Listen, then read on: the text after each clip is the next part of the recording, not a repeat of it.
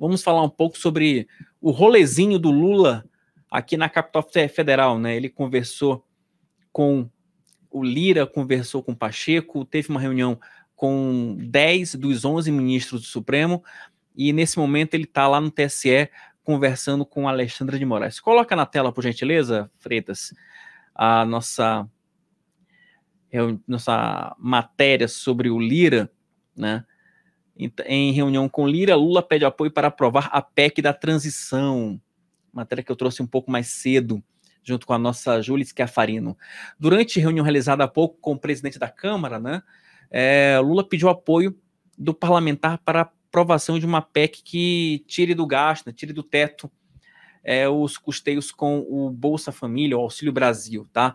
O encontro aconteceu na residência oficial do presidente da Câmara e participaram, além do Lira, né, o Alckmin, o Aloysio Mercadante,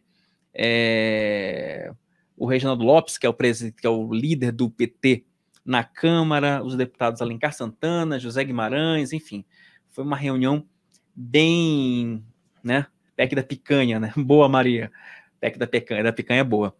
Então foi uma reunião que de fato teve um quórum muito alto, tá? E já para começar logo de cara, porque aqui você sabe, né, aqui trazemos informação, mas também tem muito bastidor para você. Então logo de cara, deixa eu só contar uma historinha para fazer um resumo sobre o que foi essa reunião. A reunião aconteceu sob um clima muito ameno, tá? Não houve troca de farpas ali, não houve discussão, né? O Lira não ofereceu resistência em relação à PEC, né? A PEC de transição, que segundo cálculos da própria base neogovernista vai ter um rombo entre 170 e 175 bilhões, não é mi, é bi, né? 170 bilhões, tá? Segundo a expectativa, né? Segundo o que eu consegui apurar para vocês, é que essa PEC ela esteja promulgada até 15 de dezembro. Isso segundo os cálculos do Lira, do presidente da Câmara, tá? E aí tem um detalhe que é importantíssimo, que eu já escutei aqui né? Que já tem esse detalhe aqui, que eu acho que é interessantíssimo para você que está em casa, você que nos acompanha, é o seguinte. Eu venho falando aqui que rei morto, rei posto. Não tem, né? Trocou de poder, ó, todo mundo já migra. O Lula deixou muito claro hoje na reunião com o Lira que ele não pretende interferir nas eleições da presidência da Câmara no início do ano que vem. Ele deixou muito claro isso para o Lira para não repetir o mesmo erro que a Dilma Rousseff cometeu em 2015, quando ela não apoiou ou quando ela tentou interferir na eleição do Eduardo Cunha. Né? Vocês lembram, né, o que aconteceu? Não, a Lira, o PT naquela época lançou um candidato, o Quinaglia, e aí aquilo foi considerado como estopim da briga entre Cunha e a Dilma Rousseff. O Lula deixou muito claro hoje na reunião com Lira que ele não vai se meter nesse assunto. Ele não vai se meter nessa confusão, isso é confusão do Congresso, isso é treta da Câmara, então ele não vai se meter nessa confusão. E aí, o Lira não se metendo nessa confusão, ele já vai ter ele já tem uma sinalização do Lula, perdão, já ganhou uma sinalização do Lira, justamente para conseguir aprovar a PEC da transição, tá bom? Gente, voltando aqui ainda sobre esse assunto, tem uma imagem que circulou hoje, que é uma imagem verdadeira, não é fake news, tem uma imagem aí do Lula e do Lira se cumprimentando. Coloca na tela, por gentileza, aí, ô Freitas, pra gente ver essa imagem. Presidente.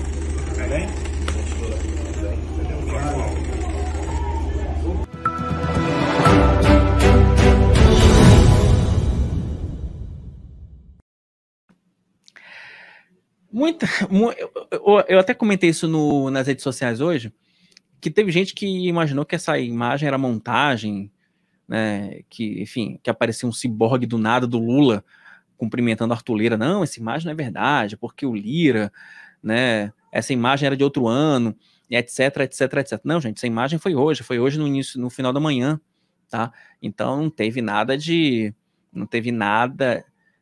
absolutamente nada de montagem, tá? Nessa imagem, tá? E é isso, gente, política é isso, né? Muda o poder, muda os interesses, e cada um toma o seu rumo, né? Depois de conversar com Lira, né? Depois de trocar essa ideia com Lira, o Lula atravessou a rua, porque as duas residências, né, a residência do Senado e da Câmara são do lado uma da outra, né, é tipo condomínio, você só atravessa a rua, e o Lula foi bater um papo com o Pacheco. Coloca na tela aí, por gentileza, Freitas. Pacheco garante que PEC da transição vai tramitar em tempo recorde. Rombo pode chegar até 175 bilhões. Sobe, por gentileza. Na primeira reunião aí do Pacheco com o Lula, né, o Pacheco já garantiu que vai trabalhar para uma tramitação recorde, né, em tempo recorde dessa PEC, tá? Segundo interlocutores, segundo parlamentares com os quais nós conversamos, eu e a nossa Júlia Schiafarino, sobe aí um pouco mais, Freitas, por gentileza? Pode subir, isso. Ao longo do encontro, o Pacheco reforçou a necessidade de você ter uma folga orçamentária para quê? Para conseguir adotar algumas providências na área social, tá? E teve até uma conversa ali de pé do ouvido entre o Lula e o Pacheco. Nessa conversa, aí de novo, né, trazendo para mais um bastidor para você. Nessa conversa, o Lula se comprometeu com o Pacheco a também não interferir na questão da eleição da presidência do Senado, e que também prometeu ali fazer ali um mise-en-scène, né, dar um apoio, dar uma força para o Pacheco para ele se manter no cargo. Segundo os cálculos aí, isso não está na matéria, tá? Esse é um bastidorzinho que eu estou trazendo para vocês. Segundo os cálculos do Rodrigo Pacheco, ele teria hoje entre 40 e 45 votos garantidos para se manter na presidência do Senado. Então vejam que há um cenário muito consolidado, tanto para o Lira continuar presidente da Câmara, quanto para o Pacheco continuar como presidente do Senado. Esse cenário é o chamado cenário ideal para o Lula, né? Porque pelo menos ele não se mete com o Lira, deixa o Lira quietinho na dele, e também deixa o Pacheco trabalhando em prol do governo Lula, tá bom? Amplia de novo rapidinho, Freitas, por gentileza, essa nossa matéria. Você pode subir um pouquinho. E a ideia, gente, é o seguinte: é você, a partir dessa PEC de transição, aproveitar um texto que já está em tramitação na casa, a PEC 170, que fala justamente sobre operações de crédito extrateto, tá? Essa é uma PEC que já passou pela Comissão de Constituição e Justiça, já passou pela Comissão de Assuntos Econômicos e vai direto para plenário. Então a ideia é você pegar você fazer uma nova PEC, a pensar nesse documento e levar direto para o plenário. É uma bela de uma pedalada regimental? É. Tanto é que teve senador que durante essa reunião ficou preocupado com as repercussões jurídicas desse caso. Então, assim, a expectativa é que na próxima semana representantes do governo Lula, né, já levem esse caso para o Supremo e também para o Tribunal de Contas da União. Justamente para quê? Para você ter uma garantia jurídica de que o governo não estaria pedalando de forma regimental, né, essa PEC da transição. Ou seja, gente, no Brasil, tudo se dá um jeito. Para tudo se dá um jeito, tá? A questão é, quando se tem vontade política, os caras fazem o que eles quiserem. Aí rola pedalada regimental, rola pedalada regimental, você pode atropelar a comissão de assuntos econômicos, comissão de Constituição e Justiça, enfim, os caras conseguem fazer absolutamente tudo, tá bom? É isso, gente, o negócio não tá fácil não, tá? O líder do PT confirmou que vai ser PEC, né? E ainda sobre esse rolezinho do Lula, só para vocês terem uma ideia de como é que o noticiário hoje foi quente, coloca na tela, por gentileza, depois de sair do Senado, o Lula foi bater lá no Supremo Tribunal Federal, foi conversar com todos os ministros, né? Coloca na tela essa matéria rapidinho, Freitas. Em encontro com Lula, ministros do STF defendem ações em educação e meio ambiente. Dá pra gente colocar na tela, por gentileza. É isso, Costa. Pedalada oficializada. É isso. pedalada regimental com aval de Supremo, TCU. Lembram daquela frase do Jucá, né? Um acordo com o STF, com o Supremo, com o Senado, com tudo? É isso, basicamente é isso. Encontro com Lula, ministros do STF defendem ações em educação e meio ambiente. Sobe, por gentileza. É isso aí, Sandra. É o pouco pagando a conta, não tem jeito. Durante o primeiro encontro com Lula, os ministros do STF defenderam a ampliação de investimentos na área de educação e de meio ambiente. A informação foi divulgada agora há pouco, né, pelo próprio tribunal. Os ministros apontaram preocupações para o Brasil, como a necessidade de investimentos em educação e meio ambiente.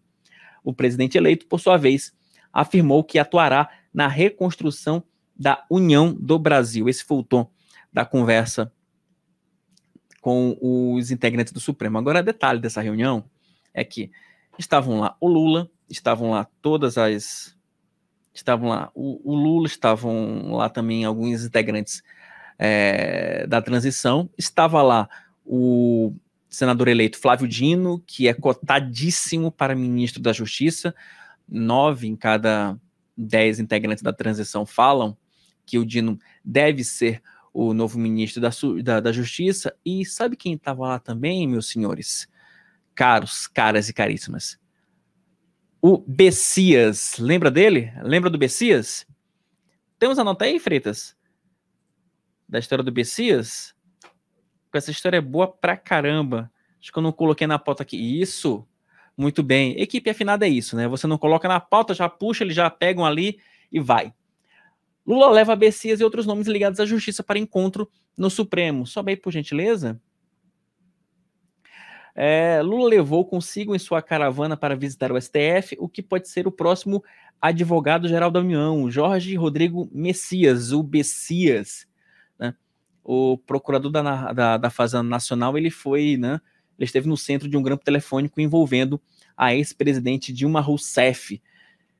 Isso ali às vésperas do impeachment de 2016. É engraçado, gente, só para a gente fechar essa história do rolezinho do Lula, é que o que eu tenho escutado aqui de deputado e alguns integrantes até do mercado, e tem muita gente que me fala o seguinte: poxa, Wilson, parece que essa gestão do Lula é uma gestão que os caras estão ressuscitando todo mundo, né?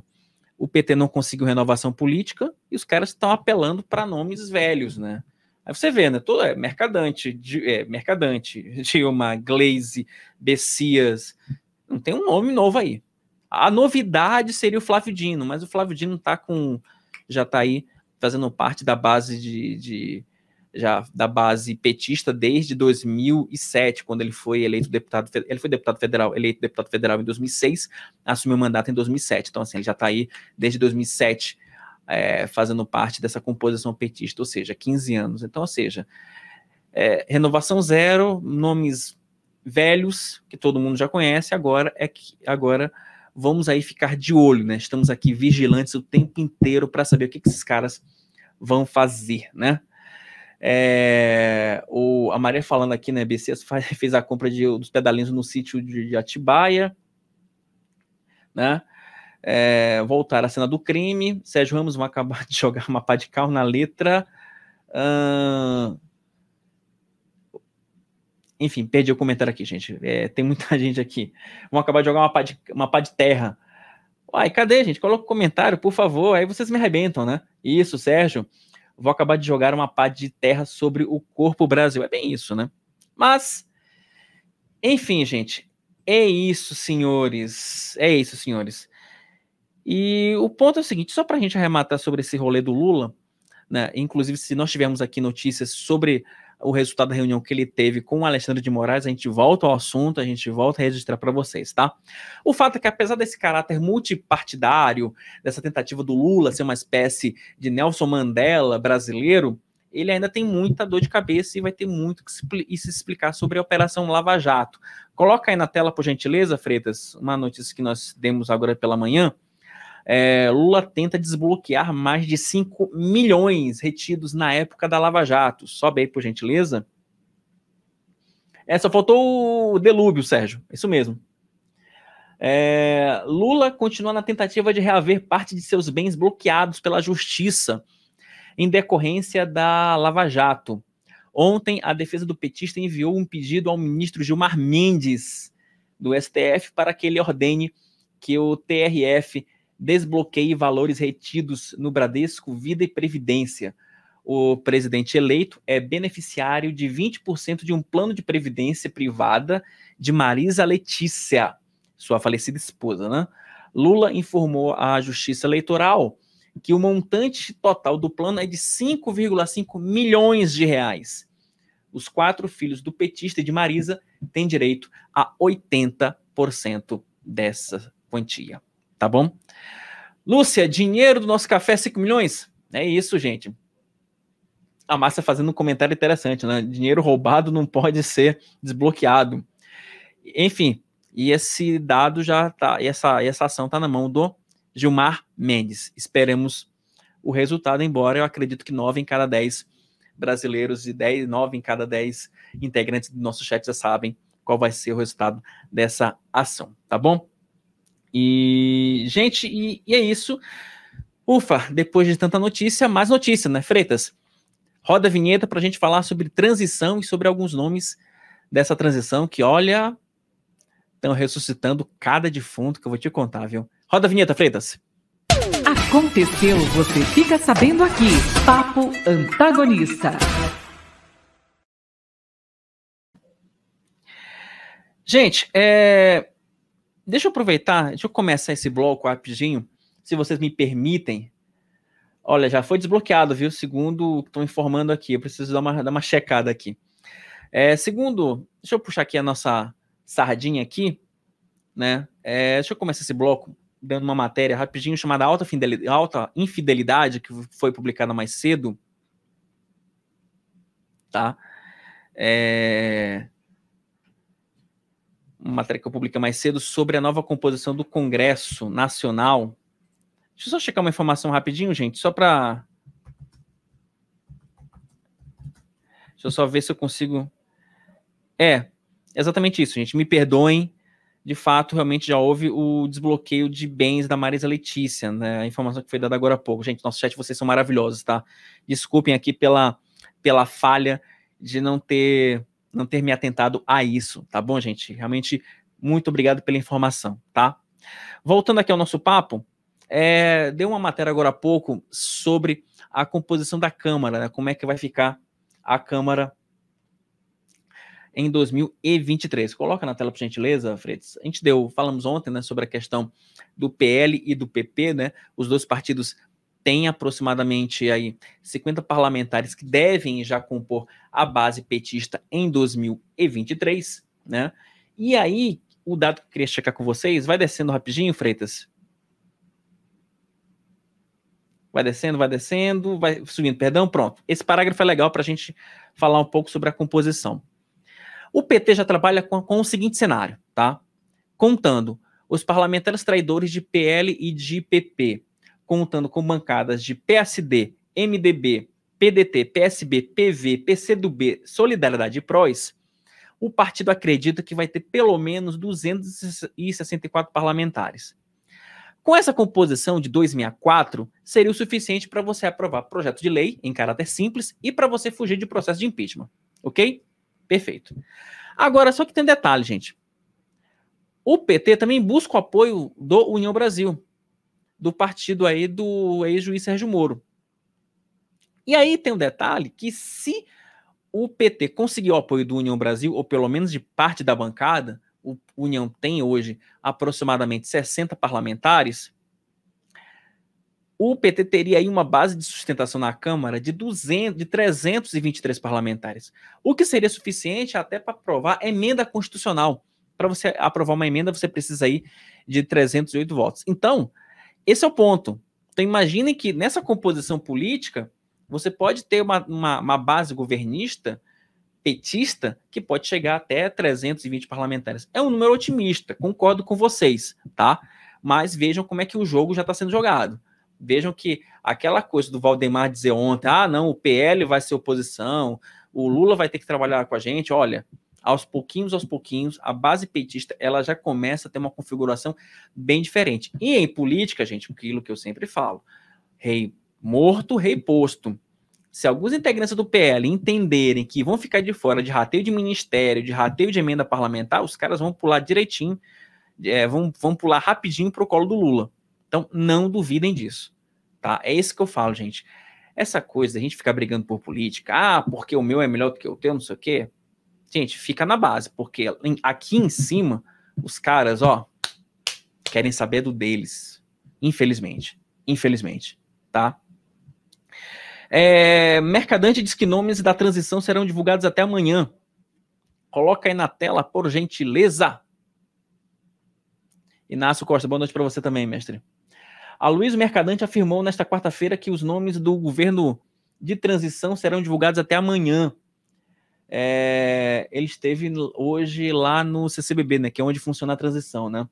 Segundo ele, o papel dos grupos é fazer um diagnóstico detalhado de cada um dos ministérios, saber como é que é a situação, como é que está, né, a situação orçamentária, a estrutura administrativa, carências e discutir prioridades para o próximo governo. Ô Renato, deixa eu só esclarecer uma coisa, tá, sobre a União Brasil. O Moro não vai apoiar o Lula, tá? O Moro não vai apoiar o Lula, tá? Então, assim, então ele é considerado um daqueles dissidentes da União Brasil. Só que o Moro, ele tá no União Brasil do Senado, tá? Então, assim, vamos separar um pouquinho. União da Câmara é outra história, é outra confusão, é outra treta, como dizem os novinhos, tá bom? E falando em transição, além dos nomes que devem ser anunciados, né, alguns já foram confirmados hoje, né, como o de Renan Calheiros. Coloca na tela aí, por gentileza, Freitas. Roseli Costa, vamos torcer pro Brasil, concordo com você. Tá todo mundo indo pro buraco. Renan na transição, levanta aí, por gentileza. O senador Renan Calheiros vai integrar o conselho político da transição do governo petista. O senador alagoano também vai ter como companheiro, né, como colega de núcleo político, ele, Jader Barbalho. Esse grupo já tem 12 nomes, né, que devem auxiliar o petista. Entre esses nomes estão aí os presidentes do PSB, o Carlos Siqueira, né, só para a gente ter um exemplo.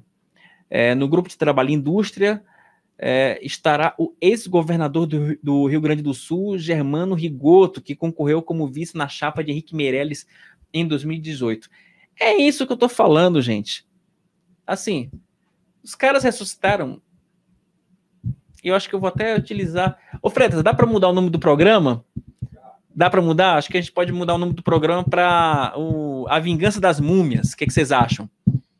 Acho que pode ser um bom nome, né? Vingança das Múmias, né? As múmias estão de volta. Pode ser um nome legal.